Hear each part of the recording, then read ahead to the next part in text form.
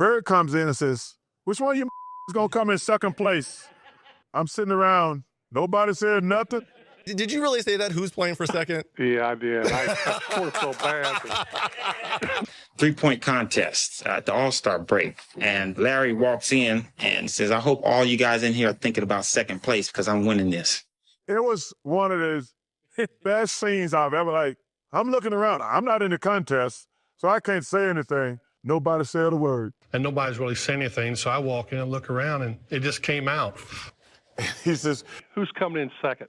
You already know who's going to win this. I had no clue I was going to win it. I think they were a little nervous. But what was the reaction after you said that? Like, oh, that's just Larry Legend, or did it get dead silence in there? It was silence.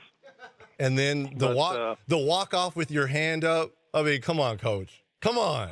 Well, I was struggling in that final round in Chicago. I know that. And I just got hot there the last 2.5 racks.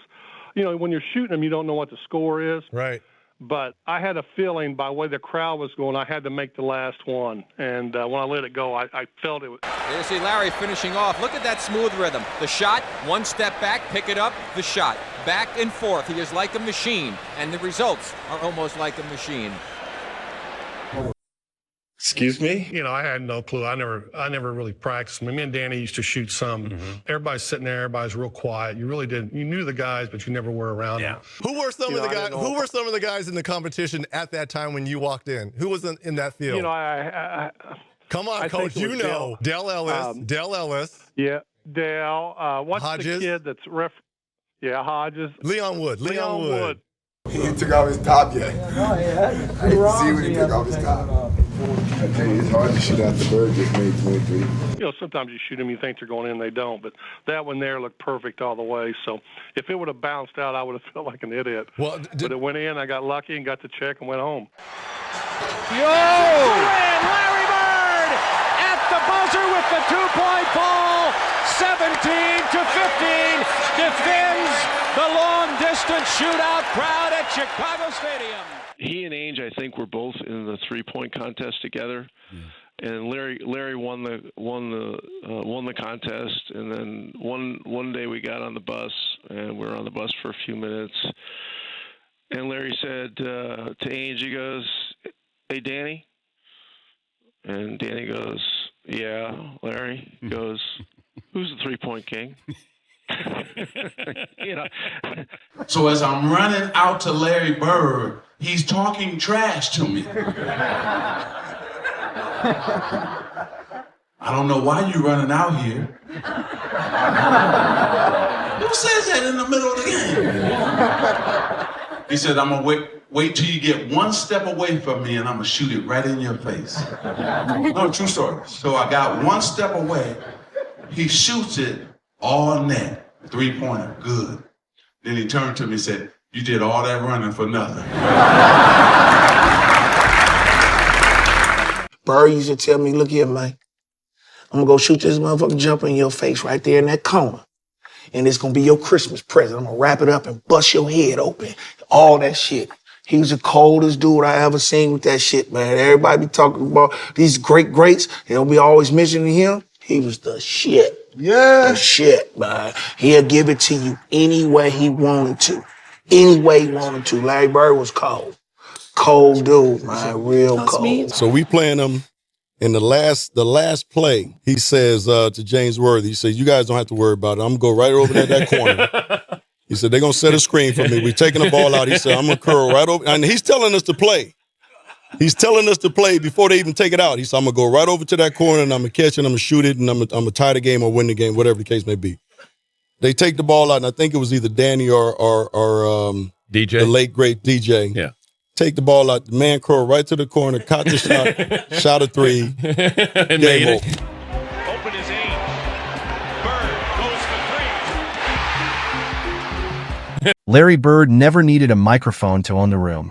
His confidence alone was enough to silence some of the greatest shooters and defenders the NBA had ever seen. Long before today's viral trash talk clips, Bird was making Hall of Famers question themselves before the ball was even tipped. And years later, the players who battled him still tell the exact same story. Nobody talked like Larry Bird because almost every single prediction he made came true. One of the most legendary moments happened before the NBA three-point contest even started. Bird walked into a locker room filled with elite shooters, looked around without a hint of hesitation, and casually asked, "Which one of y'all is coming in second?" The room instantly went quiet. Nobody laughed. Nobody answered. They all knew he actually believed it. Bird later admitted he didn't even practice much for the contest, but that supreme confidence never left him. When the final round arrived, he caught fire, knocked down the shots that mattered most, won the championship, grabbed the check, and walked out exactly like he said he would. That confidence followed him everywhere. After winning another three-point contest, Bird climbed onto the team bus, looked over at teammate Danny Ainge, and asked one simple question. Who's the three-point king? It wasn't arrogance for the sake of attention.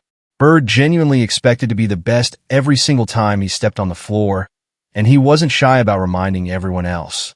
Opponents got the full experience once the games actually started. Former NBA players still laugh about how Bird would announce exactly what he was about to do before he did it. One defender remembered Bird telling him, "I don't know why you're running out here. I'm going to wait until you get one step away, then I'm going to shoot it right in your face." The defender sprinted as hard as he could. Bird waited until the perfect moment, buried the jumper, then smiled and said, "You did all that running for nothing." Imagine hearing that while the crowd is already celebrating another made shot. Others remember even crazier stories. Michael Cooper recalled Bird pointing toward the corner and saying he was going to shoot a jumper right in his face as a Christmas present. Moments later, that's exactly what happened. Bird wasn't simply scoring. He was creating psychological battles before the play even unfolded, forcing defenders to think instead of react. Magic Johnson has one of the greatest Bird stories of them all. During a late-game situation, Bird reportedly told the Lakers exactly what Boston was about to run. He explained where he would curl, where he would catch the ball, and whether the shot would tie or win the game. Everyone on the court knew the play. The Lakers knew it. The Celtics knew it. The fans probably knew it too. Yet the ball was inbound. Bird curled into the exact corner he predicted, caught the pass, and drilled the shot anyway. Magic could only shake his head, wondering how someone could warn the defense and still make the play look unstoppable. Another defender thought he finally had Bird figured out during a game-winning possession. He sprinted toward the corner to block the shot, but Bird pump-faked, watched him fly past, lightly tapped him with a basketball, calmly reset his feet, and buried the buzzer beater. Even after humiliating him, Bird still had one more line ready. "Fly, Bird." Rookies weren't safe either. Xavier McDaniel remembered Bird greeting him before the opening possession by calling him Holmes before immediately drilling a three-pointer. Later, after McDaniel dunked on him, Bird simply smiled and said, "I like you. You got guts, but I'm still going to get 30 on you." He finished with nearly 40. Perhaps the funniest story came against Phoenix. Bird noticed defender Johnny High giving him too much space and warned him to step closer because he was about to hit the game-winning three. Johnny smiled, thinking it was another joke. Seconds later, Bird caught the pass, launched the shot, watched it splash through the net, turned toward the Suns bench and shouted, "Told you so," before jogging to the locker room. That's what separated Larry Bird from almost everyone else. His trash talk wasn't empty hype. It wasn't meant for social media clips or headlines. Every word came with absolute belief, backed by unbelievable execution. Whether he was predicting a game winner, calling his own shooting contest victory, or telling defenders exactly where he was going, Bird almost always delivered. That's why decades later, NBA legends still tell the same stories with equal parts laughter and disbelief. Larry Bird didn't just beat opponents.